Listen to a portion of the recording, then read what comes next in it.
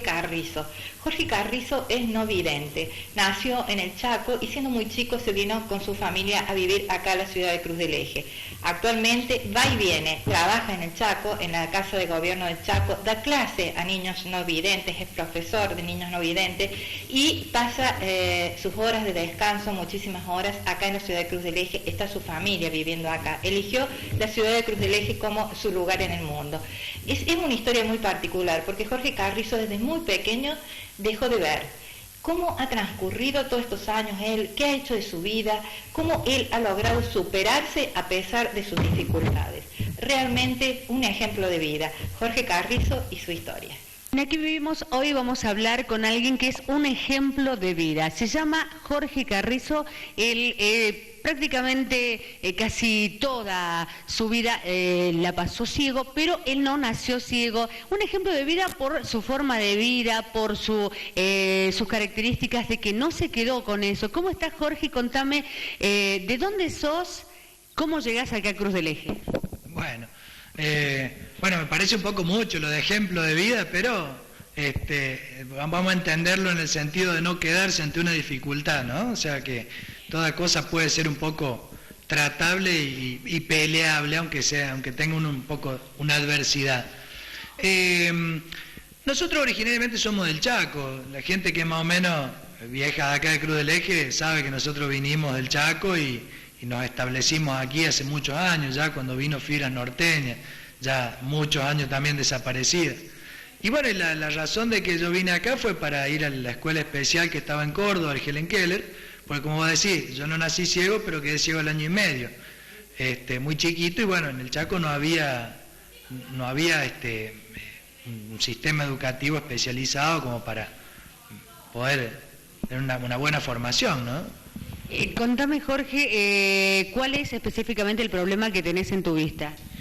Claro, yo tuve un tumor que es congénito, digamos, forma parte cuando uno nace, ya se produce una malformación en las células y a medida que se va desarrollando el ojo va generándose un tumor. Se llama retinoblastoma y en aquellos tiempos era intratable. El único tratamiento era la enucleación del ojo, o sea, sacar todo el globo ocular con su tumor y todo adentro y reemplazarlo por prótesis, ¿no? En la actualidad ese tumor es más o menos tratable si se lo agarra a tiempo. Lamentablemente la prevención todavía no está muy aceitada en el país, pero hay casos en los que se agarra a tiempo con láser y con otras hierbas bastante modernas, incluso quimioterapia específica en el ojo y demás, se puede tratar y conservar hasta incluso muy buena visión. Y por supuesto, bueno, hay casos en que se pierde el ojo igual, pero se puede pelear hoy en día el tumor, ¿no? Jorge, contámonos cómo ha sido tu vida, llegaste a Cruz del Eje, comenzaste a estudiar y cosechaste muchos amigos. Por eso decía, un ejemplo de vida porque tuviste la fuerza y el apoyo fundamental de la familia, ¿no? Sí, mira, vos sabés que eso es muy importante, la familia. Yo hice la escuela especial en el Helen Keller. Ahí teníamos un muy buen plantel docente con una profesionalidad correcta. No se hacían los profesionales, eran verdaderamente profesionales, ¿sí? Yo no tengo manera de expresar la calidad de Helen Keller de aquellos tiempos, y ahora, bueno, están también, son una institución pionera en el medio y siguen siendo una institución de punta, ¿no? Pero en aquellos tiempos era muy desconocido el tratamiento de los ciegos y ellos lo hacían perfectamente bien. Nosotros egresamos al terminar la escuela primaria y estábamos en condiciones de integrarnos, palabra tan utilizada hoy en día, pero en esa época era verdad, de seguir nuestra vida en condiciones normales, ¿sí? Así es que yo vengo y entro a estudiar acá en la escuela normal. Yo venía los fines de semana y tenía todos los compinches acá del barrio, ¿no? Casi todos se fueron hoy en día a Cruz del Eje, pero la manera de ser de mi familia permitió, por manera natural, de que yo participe activamente con los changos del barrio y ellos se integraron normalmente a esta casa y fui uno más del barrio. Y así cuando tuve que aprender a andar en bicicleta aprendí junto con ellos, y cuando salíamos a vagar por ahí iba con ellos, y cuando íbamos a correr carrerita, en esa época se puso de moda el motocross, aparecía en el cine, y bueno, y nosotros íbamos y imitábamos lo mismo con la bici, y yo era uno más del grupo. ¿sí? Y era uno más de verdad, no eso como pasa ahora, que, ay, sí, y vos ves la terrible diferencia. Yo me acuerdo, y no es por mandarme la parte porque de ningún modo quiero hacerme notar ni destacar, simplemente que lo digo hoy en día, lo hago resaltar esto hoy en día, porque hoy en día sí hay mucha gente que dice lo que no es, ¿sí? Entonces, en aquellos tiempos me acuerdo que íbamos a correr, jugábamos así, por ahí, por ejemplo, jugábamos a la pelota, y claro, la pelota era difícil jugar, digamos, con todo, ¿no? Naturalmente, entonces yo jugaba al arco, y la condición era de que a mí me tenían que tirar por abajo, y el otro equipo aceptaba, ¿sí? Entonces, ellos aceptaban jugar, pero no me tenían que levantar la pelota, y cuando la levantaban, y no se cobraba el gol, y se integraban los changos y aceptaban jugar así, ¿entendés? O sea, había cierta tolerancia. En otros casos, no, vamos a jugar un partido chivo, a todo nada, listo, vos no jugás. Y yo lo miraba afuera, ¿no es cierto? Y sufría como hincha, como hincha del barrio. Pero muchas veces hablaban los vagos y decían, ¿y por qué? Porque yo, por ejemplo, decía, vení, qué sé yo, dice, o sea, se tomaron una atención especial, vení, vamos, y venía alguno y me tiraba la mano, o me hacía el gesto para que yo sepa para dónde tenía que ir. No arrancaban y me llamaban de allá, ¿no es cierto? Una cuestión natural. Y entonces el otro le miraba como diciendo, ¿por qué? ¿Qué onda, viste? ¿Qué es esa actitud tan particular? Entonces por ahí decía, no, lo que pasa es que no ve. Me está jodiendo, ¿viste? O sea, y bueno, y había que decir, ¿no es cierto que vos no ves? Que yo, no, nada, ¿y cómo no ves? ¿Y cómo andás? ¿Y cómo venís? ¿Cómo sabés dónde estoy? ¿Y cómo esto y lo otro? Y empezaron todas las preguntas normales, ¿no? Entonces, bueno, muchas veces agarraba, le mostraba, ¿viste? Que me podía sacar el ojo, entonces tenía que entender que no veía, ¿viste? Y bueno, y así me fui siendo nomás, me fui criando de una manera que para mí fue tan natural que recién yo me di cuenta de todo esto que estamos hablando hoy en día, de grande. Si de grande, dice, mira vos, ¿por qué no funciona? Sí, para mí fue tan sencillo. Pero claro, la familia, por naturaleza, hizo esto que te digo, se integró a mí hacia los demás y a los demás hacia mí. La forma en que me crió a mí me permitió intervenir en cualquier otra familia sin ningún problema. Entonces, cuando por ahí hablamos de la discriminación, vamos a analizar muy finito ese tema. La inclusión. ¿Sí? ¿Yo soy incluible? ¿Yo soy indiscriminable? ¿O me gano la exclusión y la discriminación? Porque si yo no juego como los otros, y naturalmente no me pueden llevar a jugar con ellos. ¿Sí? No es que me discriminen, es que yo no estoy a la altura de las circunstancias. Un chico de 8 años no juega con los de 4, o mejor dicho, no invita al de 4 a jugar con él. Y no porque lo discrimine, es porque no está a la altura del juego que van a participar. Jorge, realmente es emocionante lo que nos estás contando. ¿Qué pasó? ¿Finalizaste el secundario y no te quedaste ahí con eso? Claro, sí, yo terminé la escuela y bueno, en su momento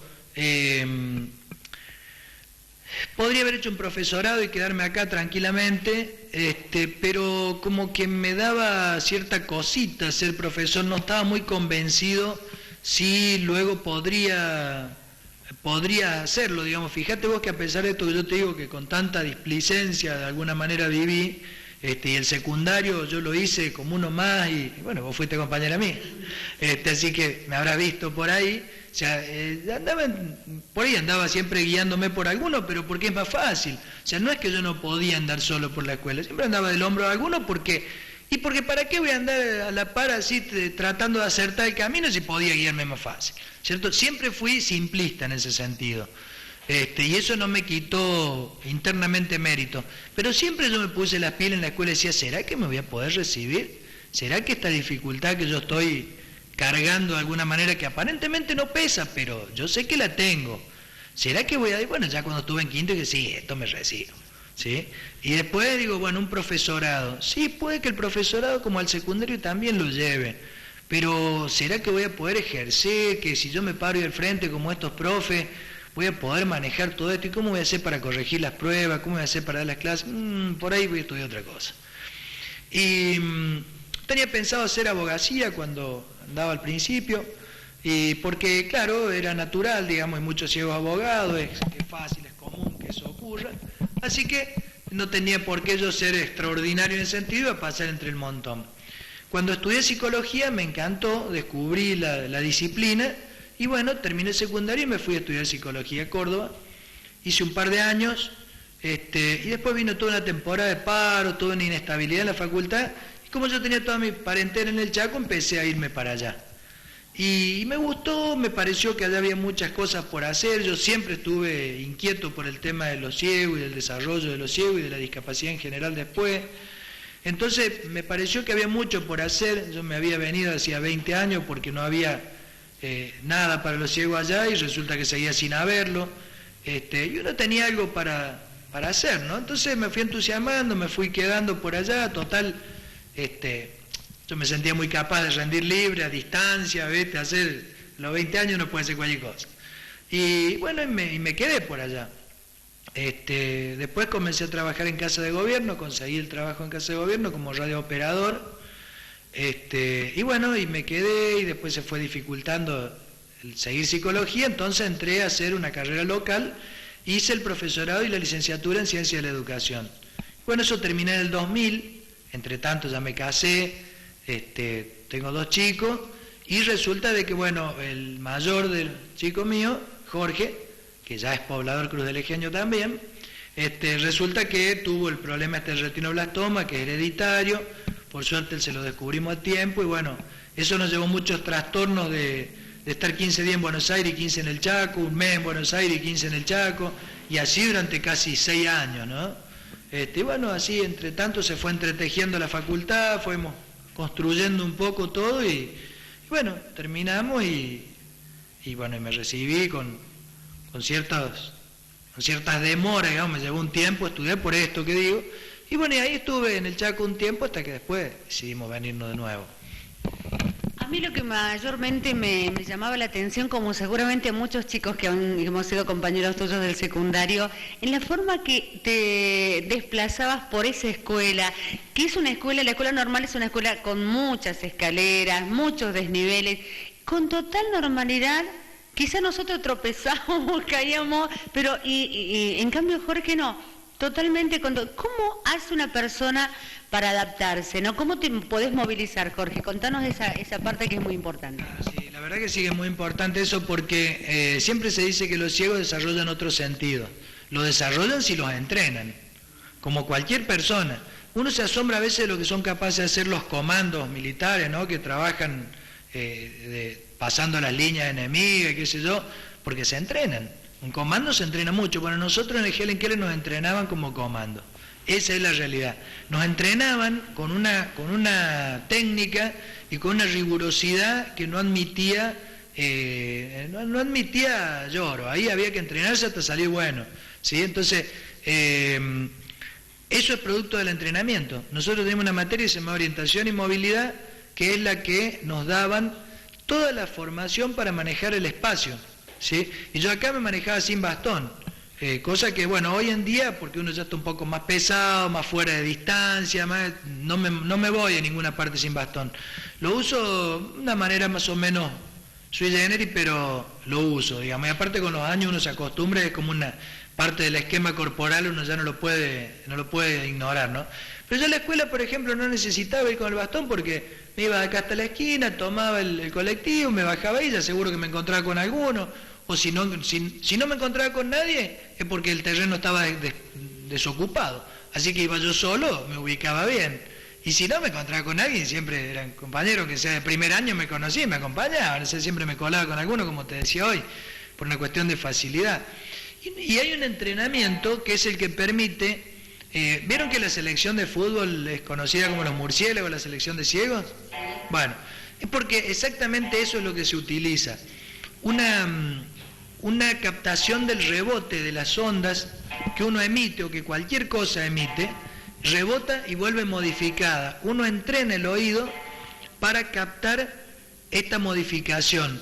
Yo particularmente cuando quiero precisar un espacio, hago un ruidito así con la boca, hago así con la boca, y eso es como una señal, auténticamente como un murciélago, una señal que uno envía una señal y resulta que retorna con cierta modificación, con cierta variante. Es difícil de explicar eso, es un cambio que si no hay nada pasa de largo.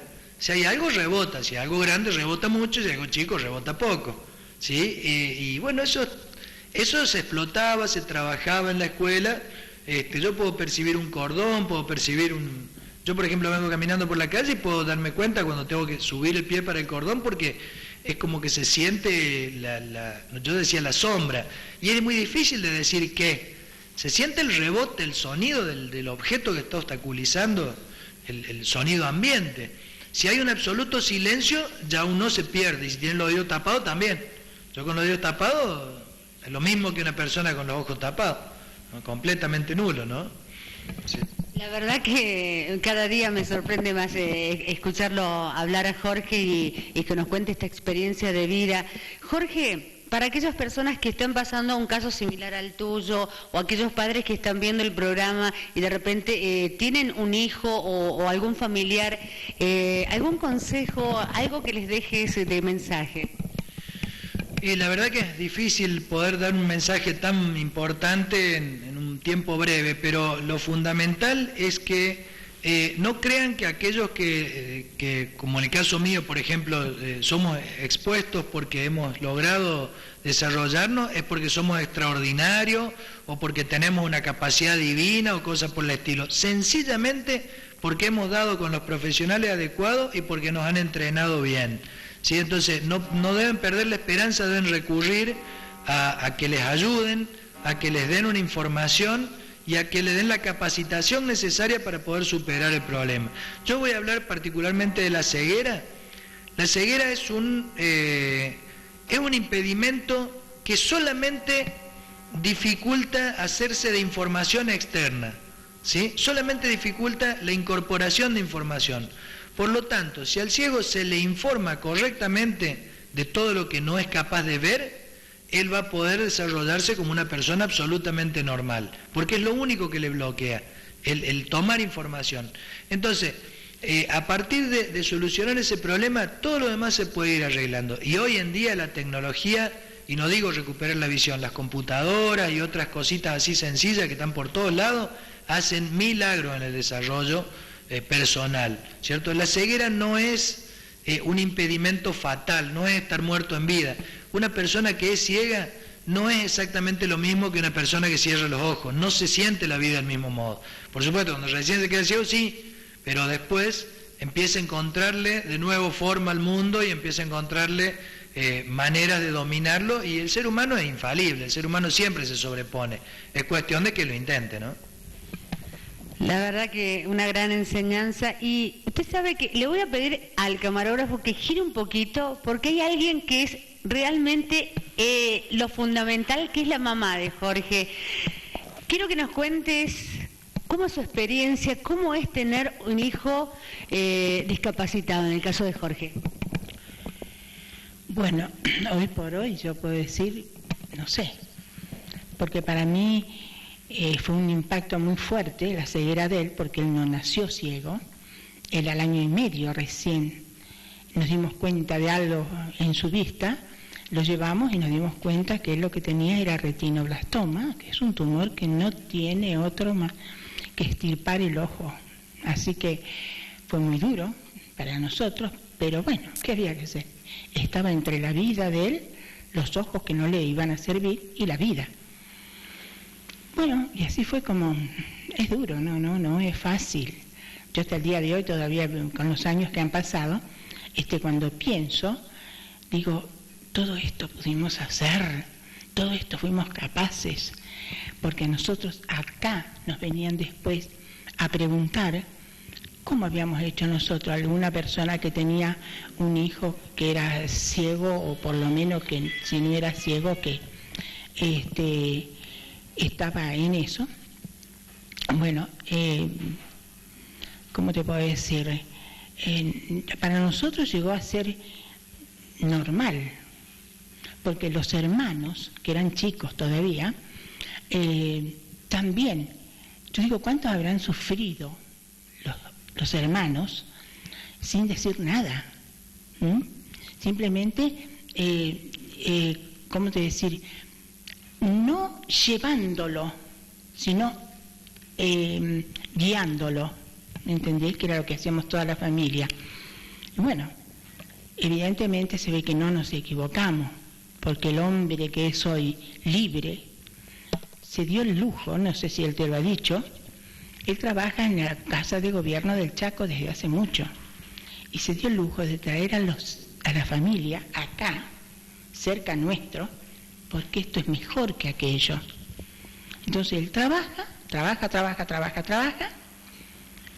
le hace hora a los compañeros, entonces después, cuando quiere venir a estarse un poco con la familia, le dice, bueno, fulano, yo para tal fecha me voy a ver a mi familia, y bueno, ya saben lo que tienen que hacer. Ustedes se dividen en el trabajo que me deben, lo hacen. Bueno, y así es como se fue, o sea, que la ceguera para él nunca fue límite para su inteligencia, para nada. Al contrario, es como si uno que lo ha vivido con el Helen, ¿no es cierto?, de ver otros chicos, no, él siempre se destacaba, por todo te digo, ¿no? Por lo bueno y por lo malo, porque hacía cada una que no tenés idea, ¿no? Si esas también hay que anotarlas. Y si no lo corrieron del Helen, pero porque era súper inteligente y capaz. Entonces era un ciego que no le podían limitar, por las salvajadas de él, no le podían limitar la capacidad que tenía. Pero bueno, y así es, y es como que hoy se sigue dando yo lo llamo el lujo, porque no sé cómo llamarlo, que la familia la tenga acá, cerca nuestro, porque esto es mejor que el Chaco. Entonces él se va, trabaja allá, trabaja, le hace horas a sus compañeros, a todos, fulano, sí, yo sigo, total, él allá vive en pensión. Cuando ya ha acumulado tiempo como para venir a estar con su familia, bueno, fulano, que son los que le deben yo para tal fecha me voy, así que arréglense ustedes los horarios míos. Es un atorrante, porque la verdad, soy la madre, yo le di la vida, yo lo crié, pero yo no le enseñé un montón de cosas, pero que hoy a él sí le sirven, porque no tenían los pruritos que tenía yo, porque esto así, no. Porque es la realidad, esa es la vida, ¿viste? Así que bueno, es lo único, es un orgullo para nosotros, es una tranquilidad también, ¿me entendés? Para él como para la familia. Si a vos te parece que él está en Resistencia y la familia la tenemos acá tenemos 2, 3 casas de acá, está mi nuera con los chicos. A mí en principio era una cosa que me hacía por dentro, ¿me entendés? Pero no mal, sino como nos pasa a todas las madres, ¿me entendés? Esa cosita siempre que está pero bueno, no, es saber que él no es el superhombre, pero es una persona con una discapacidad que en otros no es igual, que muchos, que yo he conocido muchos en el Helen. Y gracias por enseñarnos que también se puede vivir muy bien, que tenemos la tranquilidad de que aquí en Cruz del Eje se puede vivir tranquilamente, y que se pueden hacer cosas, que dejemos de bajar los brazos. Se puede, sin duda.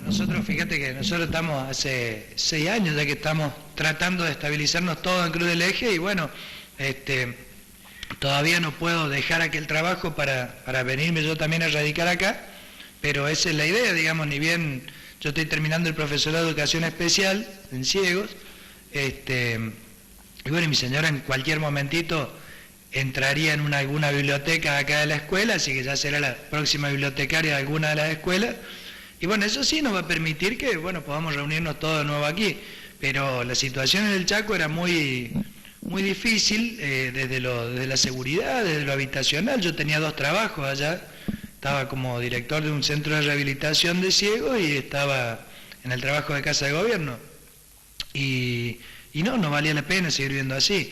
Es preferible estar como estamos, viniendo de tanto en tanto, estando un poco separados y afrontando dificultades que esto implica, pero estar tranquilo, saber que nadie nos va a hacer nada, que nadie te va a pegar un tiro por cualquier cosa, que nadie te va a meter una cuchillada por robarte la mochila de la escuela o la zapatilla. Los que creen que Cruz del Eje está feo, que salgan un rato para otro lado.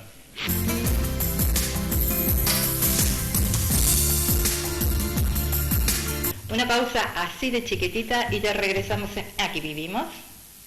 En Almar encontrás todo para tu hogar. Electrodomésticos,